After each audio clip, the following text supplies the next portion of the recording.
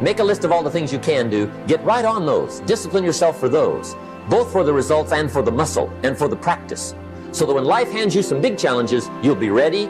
But see, if you don't handle the small ones, you can't take care of the big ones. Here's the steps. Number one, find out how things work. The first key to doing better is find out. To change your life, really, you need ideas. There isn't anything an idea can't change. And Schoaf taught me the major problem is lack of an idea, not a problem. At first, I didn't have any money. I said to Mr. Schoaf, I don't have any money. He said, that's not a problem. Now, see, up until then, I always thought it was. I was confused. He said, no, the problem is lack of an idea on how to create money and wealth. It isn't lack of money, it's lack of ideas. So if you get the ideas, see, you can change anything. Now, to get ideas, you need a constant study of finding out. And they have to all be brought under the organizational structure of long-term collective vision. And in order to do that, you have to be disciplined.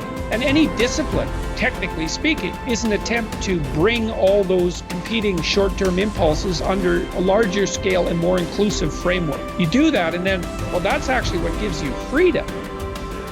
If you're going to mess around with very complicated and dangerous matters, you should really put your life together.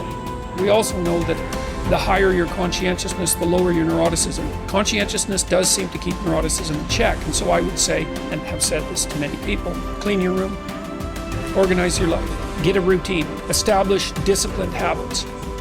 The next subject is setting goals. Let me show you what turned my life every way but loose. Setting goals. Here's what can easily happen if you don't set goals. It's easy to let life deteriorate into making a living instead of designing a life. And we all have a choice.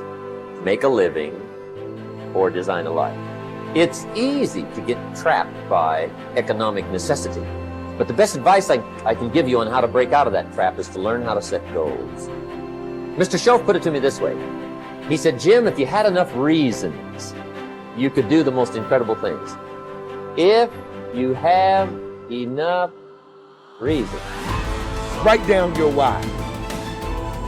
What are you doing this for in life? Your why should be something so big that it changes the whole outlook on how things are with you and your purpose. Think about your passion. Think about your opportunities. And that's how you find your purpose. When that why meets up with your passion, your opportunity, your purpose, then you'll find out.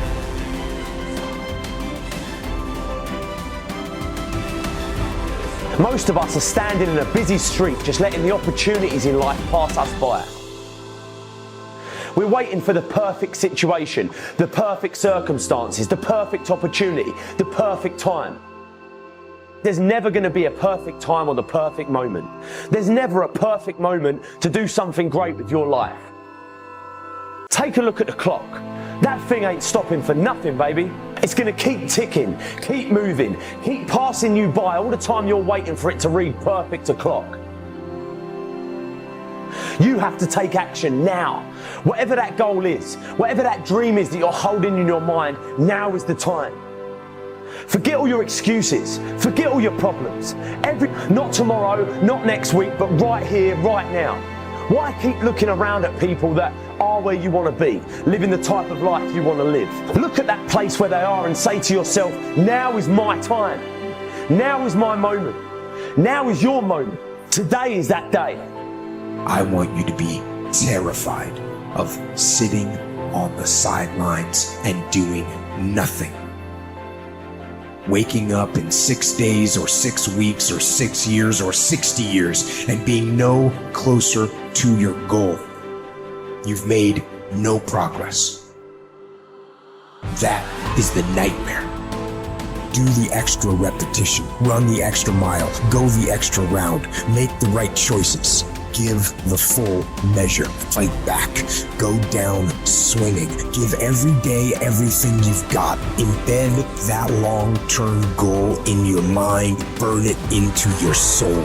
I got here not because I'm the strongest, not because I'm the fastest, not because I'm the best. I never stopped fighting. it got harder and it got harder. And it seemed the further I climbed, the harder it got. But I didn't stop. I didn't quit. I just kept fighting and fighting and fighting. Think about it, write about it, talk about it, hang it up on your wall, but most important, do something about it every day. Every day, do something that moves you toward that goal, that keeps that goal alive and in sight and in focus. Do what you say, mean what you say, follow through for something for one time in your life. One time.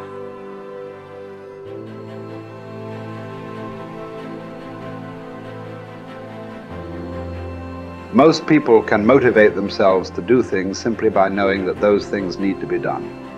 But not me. For me, motivation is this horrible, scary game where I try to make myself do something while I actively avoid doing it. If I win, I have to do something I don't want to do. And if I lose, I'm one step closer to ruining my entire life. And I never know whether I'm going to win or lose until the last second. Temperance is not deprivation, but command of oneself physically, mentally, spiritually. Demanding the best of oneself even when no one is looking, even when allowed less. It takes courage to live this way. Not just because it's hard, but because it sets you apart. The warrior has awareness. We are aware that we are at war, and the war in our minds requires discipline. Not the discipline of a soldier, but the discipline of a warrior. Not the discipline from the outside to tell us what to do and not to do, but the discipline to be ourselves, no matter what. A weak mind must be constantly entertained and stimulated. A strong mind can occupy itself and, more important, be still and vigilant in moments that demand. Without the momentum of a stern discipline, motivation is mostly a momentary, flighty emotion. For it works best under the supervision of discipline, but can serve as not only an ally, but also an enemy, because in anything that requires your self-discipline, whether going to church, going to classes, going to workouts, going through trainings, completing jobs, reading books, living well, eating healthily, studying, practicing something, the more times you skip, the more relaxed and motivated you'll become about skipping. And the next thing you know, you've quit your fight altogether. Or put in short, the more you skip, the more you'll skip until you've quit. Maybe then you'll see that motivation bears its fruits when watered by discipline, but it spoils when not. We don't need accomplishments to feel good or to be good enough. What do we need? The truth. Not much. Some food and water. Work that we can challenge ourselves with. A calm mind in the midst of adversity. Sleep. A solid routine, a cause we are committed to. Something we're getting better at. Everything else is extra. Or worse, as history has shown countless times, the source of our painful downfall. If the first step is just showing up, committing to doing something each day, then the next step is finding something to focus on getting better at each day.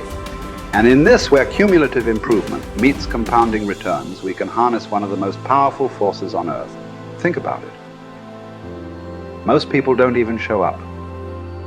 Of the people who do, most don't really push themselves. So to show up and be disciplined about daily improvement, you are the rarest of the rare. Life is filled with all sorts of difficulties and challenges. Work will not always go well. But working out is in our control. It is a contained space in which the only potential obstacle is our determination and commitment. Swim. Lift weights. Train in jiu-jitsu. Take long walks. You can choose the means, but the method is a must. You must be active. Get your daily win. Treat the body rigorously, as Seneca tells us, so that it may not be disobedient to the mind. Because as you're building muscle, you're also building willpower. More important, you're building this willpower and strength while most people are not. The body, you must understand, is a metaphor. It's a training ground, a proving ground for the mind and the soul. What are you willing to put up with? What can you do without? What will you put yourself through? What can you produce with it? Only you know what it will look like to train in your art like a samurai, an Olympic athlete, a master in pursuit of excellence. Only you will know what you need to practice from morning until night, what to repeat 10,000 times. It won't be easy, but in that burden is also freedom and confidence. The pleasure of the flow state, the rhythm of second nature, the quiet calmness of knowing that from the practice you'll know exactly what to do when it counts, the pride and the dependability of doing it too.